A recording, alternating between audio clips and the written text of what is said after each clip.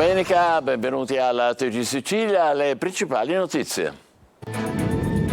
Caldo torrido anche oggi in tutta la Sicilia. A Palermo presa d'assalto la spiaggia di Mondello, bevande e brezza marina per rimediare all'afa. E non c'è tregua, nuovi aumenti di temperatura in arrivo a metà settimana, ma in Sicilia orientale la calura è mitigata dal corridoio naturale tra Etna e mare. I consigli della Protezione Civile di Catania, operativo un numero telefonico 24 ore su 24. Prudenza e prevenzione, le linee guida del ministro Musumeci per fronteggiare l'emergenza incendi. Arrivano 160 milioni per la messa in sicurezza dei piccoli comuni. Infrastrutture, digitale e fonti rinnovabili nei nuovi progetti annunciati a Catania dal ministro delle imprese Urso. Disco verde all'accordo con ST Microelectronics a Etna Valli. Fiorello in soccorso della cardiochirurgia pediatrica di Taormina. Lo showman dice no alla chiusura e anche il sindaco De Luca pronto a dare battaglia. Calcio, goleada del Palermo nel primo test precampionato, apre le danze il solito Brunori, buone indicazioni da Vasic e Insigne. Beach Soccer, il derby etneo va al Catania SSD, gol e spettacolo alla Playa davanti al patron Rospelligra.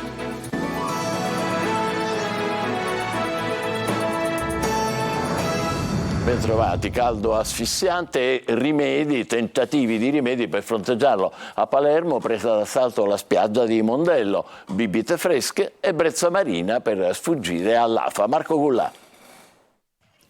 Una nuova ondata di caldo eccezionale causata dall'avanzamento dell'anticiclone africano. C'è anche Palermo oggi nelle città da bollino rosso, assieme a Catania e Messina, un caldo intenso e diffuso che secondo gli esperti si estenderà a buona parte della prossima settimana e che manterrà valori oltre la media anche nelle ore notturne.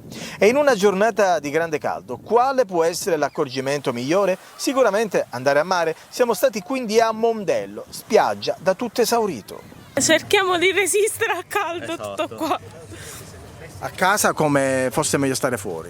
Meglio fuori, perché a casa diciamo neanche col ventilatore uno riesce a risolvere i problemi del caldo. Per alcuni bagnanti la giornata oggi è meno calda di ieri. Oggi è una giornata meno calda rispetto alle altre giornate che ci sono state. Diciamo col mare, la doccia, anzi con l'aria di mare, bene o male c'è fresco, non si soffre il caldo. Come trascorrerà la giornata oggi tutto il giorno a mare? Sì, più o meno fino alle 6 e poi a casa. Tutto questo proprio caldo, anche se suona fresco, non si vede, non si sente pure. Trascorrerete la giornata oggi a mare? Sì, bravo. Poi chi, nonostante sia a pochi metri dal mare, preferisce fare altro. Oggi niente, perché io se vado a mare vado la mattina molto presto, avendo la fortuna di essere qui, diciamo, avendo questa possibilità lo posso fare, sono una delle fortunate. E quindi mare niente, una passeggiatina di mattina e poi un cibo leggero, anche gelati. I condizionatori accesi per un bel pomeriggio, passeremo un po' così a rinfrescare la casa e niente, a rilassarci. Bibite e gelati per fronteggiare il caldo, ma non solo. La gente, gli italiani chiedono acqua, mentre gli stranieri aprono spritz già alle 10 del mattino. Quindi già sull'alcolico alle 10 del mattino? Alle 10 del mattino, specialmente i tedeschi, e ci sta perché sono in vacanza e quindi si godono la vacanza con un Aperol Spritz che poi non è super alcolico. Quindi è come se si bevessero forse un bicchiere di vino. Da domani l'ondata di caldo farà salire ulteriormente le temperature. In alcune zone dell'isola si sfioreranno anche i 45 gradi. E infatti si annunciano bollenti anche i prossimi giorni. A metà settimana a Catania è previsto un ulteriore aumento della temperatura. Ecco i consigli della Protezione Civile che ha già attivato un numero speciale operativo 24 ore su 24. Natale Bruno. Nell'estate bollente che ci fa boccheggiare c'è un numero da ricordare, l'800 840 840. È il numero verde della Protezione Civile, serve per le emergenze, in questo momento per tutto ciò che ruota attorno al caldo. Qui siamo nella sede catanese e l'operatrice è letteralmente attaccata al telefono. Questa mattina sono state un paio le chiamate. Cosa vi chiedono? Ma chiedono per lo più come comportarsi, soprattutto le persone anziane o chi assiste loro, di dare acqua sufficientemente in modo tale che vengano reidratate. Oggi a mezzogiorno a Catania il termometro è fermo sui 34 gradi centigradi. Qual è la situazione meteorologica? Più mitigata la temperatura rispetto a quello che erano le previsioni di carattere nazionale. Con la nostra mitigazione fa parte anche di questa doppia situazione in cui siamo all'interno tra la montagna e il mare. Però mercoledì prossimo abbiamo una parte di queste temperature che provengono dalla parte sahariana, di conseguenza ecco il perché dobbiamo organizzarci seriamente. Più 7 rispetto ad oggi, questo è quello che sono le previsioni ad oggi. Le raccomandazioni in questo caso per anziani e sofferenti sono sempre le stesse: evitare sbalzi di temperatura. Altri consigli anche sull'abbigliamento, per esempio, non mettere cose sintetiche, utilizzare cotone o lino o quant'altro possa rinfrescare. Negli ambienti, ovviamente, laddove c'è la possibilità, utilizzare ventilatori, condizionatori, ma queste sono già cose che comunque sappiamo, però è bene anche ogni tanto ricordarle. Oltre al numero verde è possibile chiedere aiuto ai consigli alla Protezione Civile di Catania grazie allo 095 48 00 00. Sì, appunto questo è il numero del centro operativo comunale della Protezione Civile di Catania, operativo anche questo 24 ore su 24, 095 48 00 00. E sul grande caldo di questi giorni, in particolare sull'emergenza incendi, abbiamo sentito il ministro per la Protezione Civile Musumeci, che ha anche annunciato finanziamenti per la sicurezza del territorio. Angelo Gagliano. La tempesta di calore africano sta già investendo il Mediterraneo e la Sicilia. Con l'arrivo del grande caldo cresce anche l'allarme incendi. Per il ministro per la protezione civile Nello Musumeci la parola chiave è prevenzione. Fortuna ancora in questa estate non abbiamo registrato situazioni allarmanti. Tutto dipende non solo dal buon Dio ma anche dalla capacità nostra di saperci attrezzare. La prevenzione, quella non strutturale e quella strutturale, le accortezze, il buonsenso, la prudenza sono elementi essenziali per non certo evitare le sciagure, ma per mitigarne gli effetti, per ridurre il rischio, perché il rischio zero non esiste. Il ministro Musumeci annuncia poi finanziamenti per la messa in sicurezza dei territori dei piccoli comuni. Abbiamo già ieri presentato il bando per dare 160 milioni ai piccoli comuni che vorranno presentare progetti, speriamo, contro il dissesto idrogeologico o per il consolidamento delle infrastrutture in termini antisismici. Oggi la priorità si chiama sicurezza del territorio, che è un diritto alla vita prima di ogni altro ragionamento. E a sua volta il ministro delle imprese del Made in Italy, Urso, ha ribadito a Catania il ruolo chiave che la Sicilia potrà avere nello sviluppo dell'Europa verso sud. Nel frattempo è stato autorizzato l'accordo per l'innovazione con ST Microelectronics, un'ulteriore leva insieme al Ponte sullo Stretto per far restare e rimanere in Sicilia i giovani di valore. Marco Carli. Il ruolo chiave della parte meridionale dell'Europa è dunque dell'Italia e della Sicilia. Ne ha parlato a Catania il ministro delle imprese del Made in Italy Adolfo Urso. Si parte dal piano Mattei, che rappresenta un ponte fra il nostro continente e l'Africa. Sia per quanto riguarda l'approvvigionamento energetico, il gas e in futuro anche l'idrogeno verde, che servirà a noi, ma attraverso di noi anche all'intera Europa, perché i gasdotti e i gassificatori faranno dell'Italia l'hub del gas europeo. La connessione fra l'Italia e dunque fra la Sicilia e l'Africa passa dal digitale. Urso intanto ha autorizzato l'accordo per l'innovazione con ST Microelectronics, previsti 18 milioni di investimenti per nuovi strumenti informatici. In questi giorni abbiamo firmato un accordo di innovazione per sviluppare qui una particolare tecnologia informatica per le smart city, ma altri ne seguiranno e io ritengo che nei prossimi anni la Sicilia possa diventare il polo di sviluppo principale in Italia e tra i primi in Europa per quanto riguarda l'economia digitale e l'economia green. Il ponte di Messina, ribadisce Urso, è la possibilità in più legata a questo sviluppo verso sud per mantenere nella nostra isola i giovani più validi, insieme al ruolo che l'Italia reciterà nel 2024. Il prossimo anno presiederemo il G7 per tutto il 2024 e quindi i grandi eventi del mondo si svolgeranno in Italia. E in questo contesto, e non a caso, l'abbiamo identificato anche con la costruzione del ponte di Messina, la Sicilia è centrale in questo sviluppo perché il Mediterraneo è tornato centrale, perché il piano Mattei fa del Mediterraneo il ponte naturale e quindi dell'Italia e della Sicilia tra l'Europa che deve svilupparsi, che può svilupparsi solo al sud, e appunto l'Africa, che è il continente che sta qua davanti.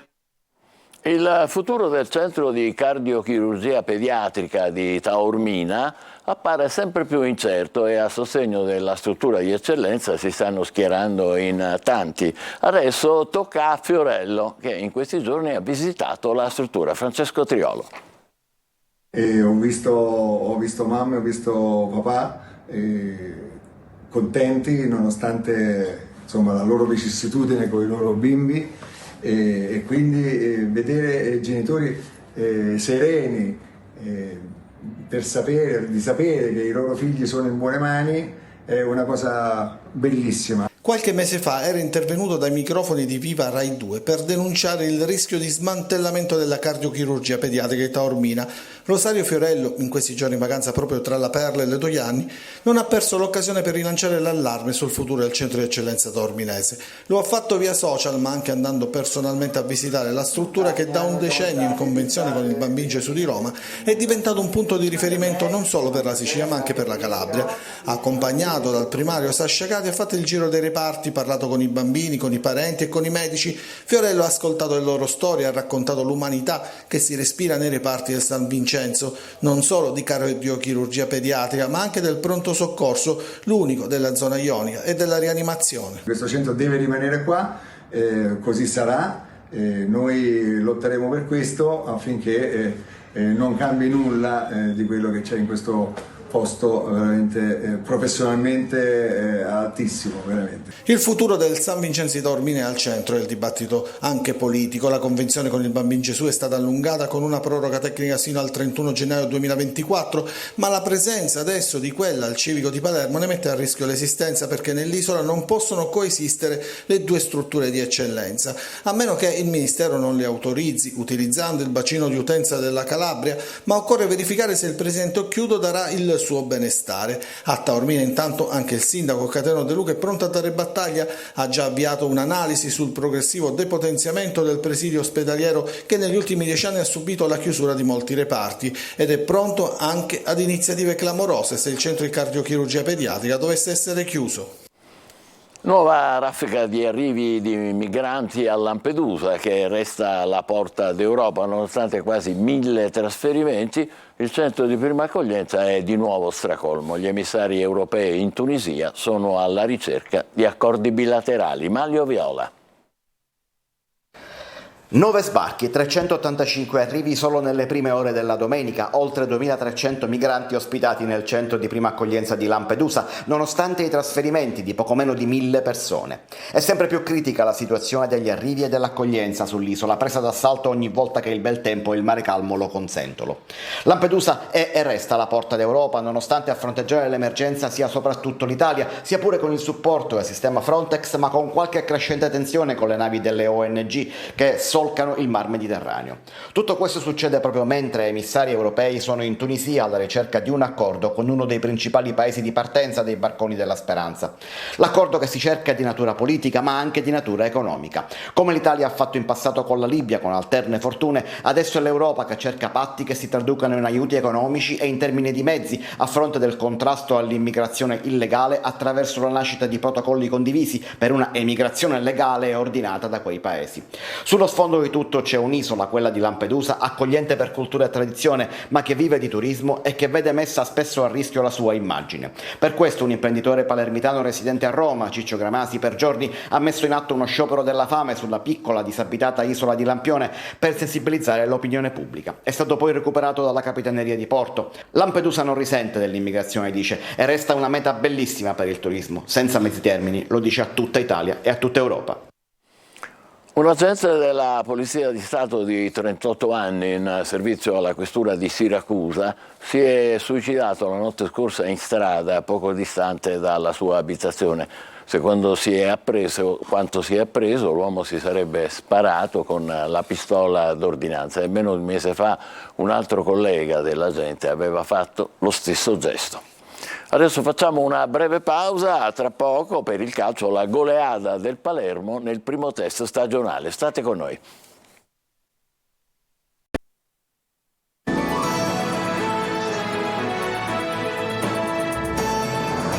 Rieccoci di nuovo insieme con il calcio d'estate, 12 gol in amichevole e segnali incoraggianti per il Palermo. Nel primo test che si è giocato ieri, molto bene Basic, Brunori e Insigne. Sul mercato per il ruolo di terzino sinistro c'è l'idea Frabotta, Marco Gullà. Ovvio che il test è poco attendibile per la valenza dell'avversario. Una vittoria però con tanti gol alla prima amichevole è sempre un buon modo per iniziare la stagione. Il Palermo ha messo in campo quello che ha preparato durante la settimana di ritiro a Ronzone e i segnali sono incoraggianti. 12 gol alla Bassa Anaunia che milita nel campionato di promozione. I rosa hanno segnato 12 gol, alcuni dei quali molto belli perché arrivati dopo combinazioni studiate in allenamento o per giocate individuali. Sugli scudi Basic, autore di una tripletta, ma ha regalato spettacolo anche Insigne. Il primo gol dei siciliani non poteva che portare la firma di Matteo Brunori. Eugenio Corini nel primo tempo ha provato il 4-3-3, quello che dovrebbe essere il modulo di riferimento per la prossima stagione. Nella ripresa invece spazio a un 4-4-2 ibrido, in rete anche Mancuso, duttile ed efficace Pietro Ceccaroni. Il mister sta provando varie cose, vari moduli, vari metodi di impostazioni.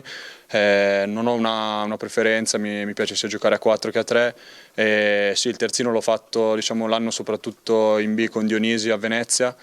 Mi sono trovato bene, magari ho diverse caratteristiche rispetto ad Aurelio che c'è in questo momento. Sono un giocatore un po' più difensivo, però dove il mister deciderà, se deciderà di schierarmi, io sono a disposizione.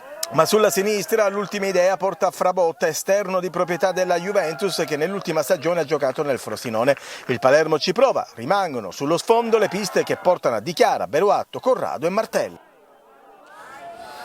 Anche Rospelliga ha assistito al derby fra Catania SSD e Catania Beach Soccer, che ha concluso la tappa etnea del massimo campionato di calcio sulla sabbia, e a vincere è stata proprio la squadra del patron rossazzurro, Marco Carli. Conclusi i 10 giorni di spettacolo dedicato al beach soccer alla playa di Catania. All'arena era presente anche il presidente del Catania Rospelliga, appena arrivato in città. Ha assistito al successo dei suoi nel derby con il Catania Beach Soccer. Le immagini sono quelle dei festeggiamenti post partita con Pelligra, giocatori, staff e il general manager di Benedetto.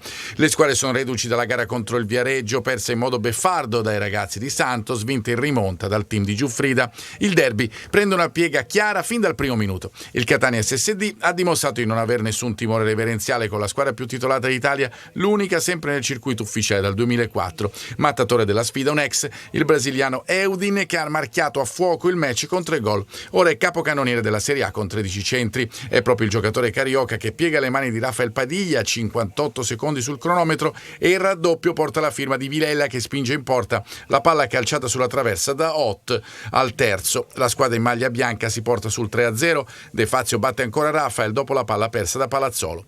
Un avvio fulminante che inevitabilmente indirizza la partita, perché se al quarto il Catania Beach Soccer accorcia le distanze con Giordani in acrobazia, prima della fine del tempo è Ott a ristabilire le distanze. Il resto della gara conferma il trend con ancora Eudin protagonista insieme allo spagnolo Luis Enrique, autore di una doppietta. Finisce 9-3 e tappa etnea che sorride alla società che fa capo al presidente Pelligra. 9 punti in classifica e 2 vittorie su 3 gare. Un successo invece per il Catania Beach Soccer che ha da recuperare ancora la gara contro il Pisa. Si tornerà a giocare subito da giovedì a Cirò Marina altre partite in vista della Final 8 di Viareggio che assegnerà il titolo.